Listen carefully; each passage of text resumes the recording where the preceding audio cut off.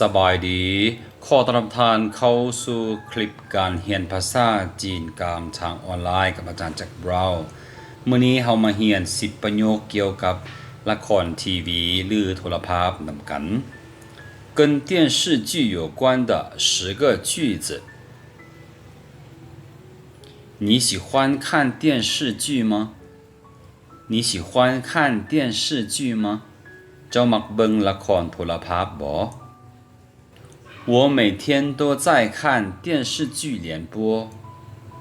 我每天都在看电视剧联播。ค่อยเบิ่งละครโทรภาพทุกมื้อ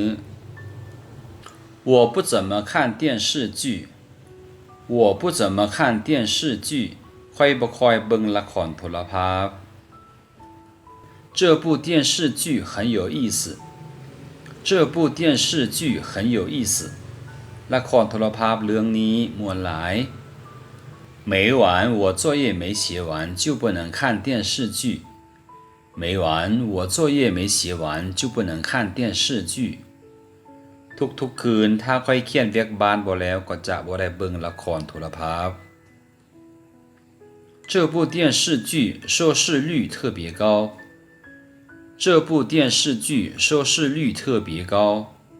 ละครโทรภาพเรื่องนี้มียอดเบิ่งสูงหลาย你可以推荐几部中国电视剧吗你可以推荐几部中国电视剧吗เจ้าแนะนำละครโทรภาพจีนจาก2-3เรื่องได้บ่周末我喜欢在家看电视剧不常出去周末我喜欢在家看电视剧不常出去วันเสาร์วันอาทิตย์ค่อยมักเบิ่งละครโทรภาพอยู่เหือนบ่ค่อยมักออกไปไส我的业余爱好就是在房间里看电视剧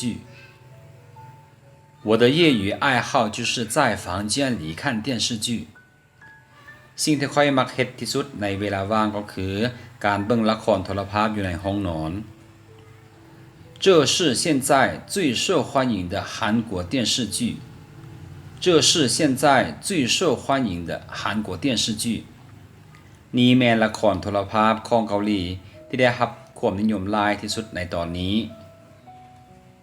และทั้งหมดนี้ก็คือเนื้อหาที่ข้าพเจ้าได้นำมาเสนอในมื้อนี้ท่านสามารถติดตามข้อมูลเพิ่มเติมได้ที่ Facebook Fanpage เก่งจีนฮั่นอยู่ปังปังตะกับข้าพเจ้าอาจารย์แจ็คบราวน์